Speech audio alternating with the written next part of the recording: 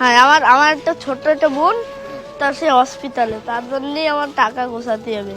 কারণ আমার মাথায় বড় একটা বোঝা, আমি কিভাবে টানবো, ঘর ভাড়া দিতে হবে। আমার আমার আমার সেই বোনটারে কিভাবে টানবো? ডাক্তারে কইছে যে তার একটা কিডনি নষ্ট হয়ে গেছে, এখন 2 লাখ টাকা দিয়ে লাগাতে হবে। আজকে তরমুজ বিক্রি করছো কয়টা?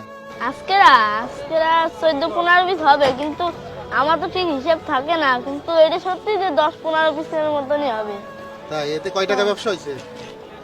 হয়, আর আমার খিদে লাগলে খাওয়া ফেলাই, আর আজকে আর আমাদের কোনো টাকা নাই। তা একটু আগে আমার খুব খিদে লাগিল, কিন্তু সেই সময় আমি কোনো টাকা ছিল না।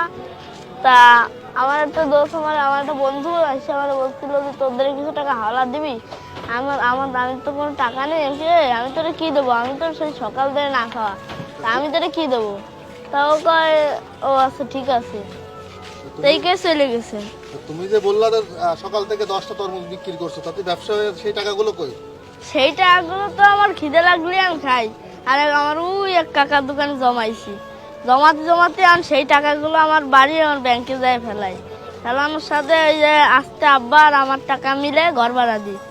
না, ওই যে তুমি যে টাকাটা বিক্রি করছো ওই টাকাটা হচ্ছে তোমার ওই কাকার কাছে যে জমা করো? ওই যে আমার একটা কাকা আছে, তার দ্বারা জমা করি, আর লাগে 20-30 টাকা এনে খাই খিদে লাগে। তোমার হচ্ছে খুব খিদে না লাগলে তুমি খাও না, না?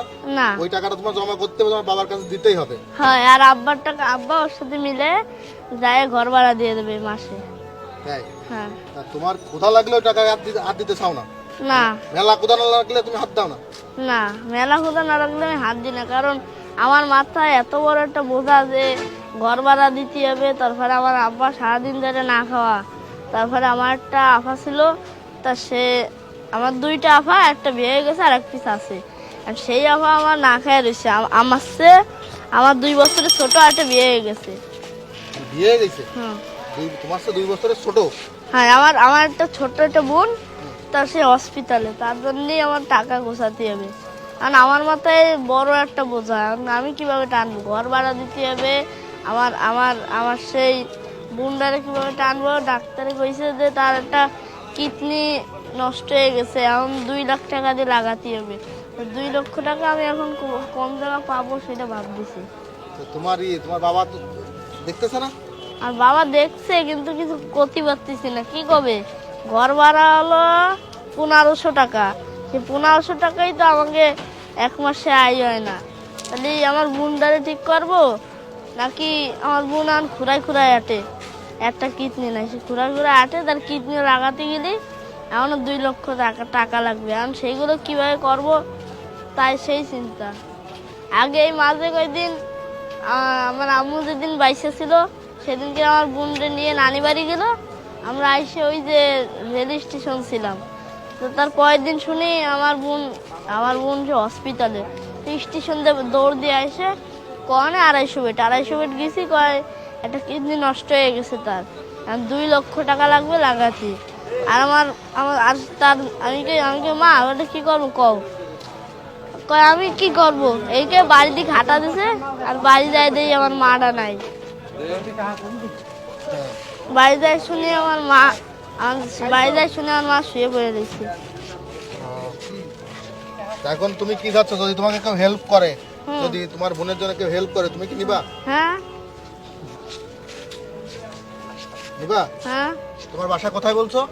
গল্লামারি আলকাতরা মিলে, যে গল্লামারি জাতি কিন্তু বাদে পাশে আলকাতরা। খুলনা গল্লামারি? হ্যাঁ, পুরাতন রোড, পুরাতন রোড গল্লামারি। আচ্ছা আচ্ছা, তোমার নাম্বার আছে, মোবাইল নাম্বার আছে? আমার দ্বারা তো মোবাইল নাই, আমি নিজেই খায় না খায় দেয়, তাহলে মোবাইল কিভাবে কিনবো? এখন তোমাকে যদি কেউ হেল্প করতে চায়, তোমাকে কোথায় পাবে তাহলে? আমাকে আমাকে তো আমরা এই যে 2 দিন পর আমরা চলে যাচ্ছি। কোথায় চলে যাচ্ছে? আমরা চলে যাচ্ছি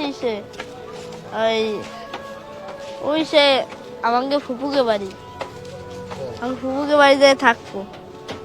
তোমার বোন এখন কি হসপিটালে? হয়। যাচ্ছ তো, সেখানে যাচ্ছ? হ্যাঁ যাচ্ছি, যা আসছে ফল টল কিনে নিয়ে যাচ্ছি, আর ঘর ভাড়ার জন্য কিছু রাখতেছি।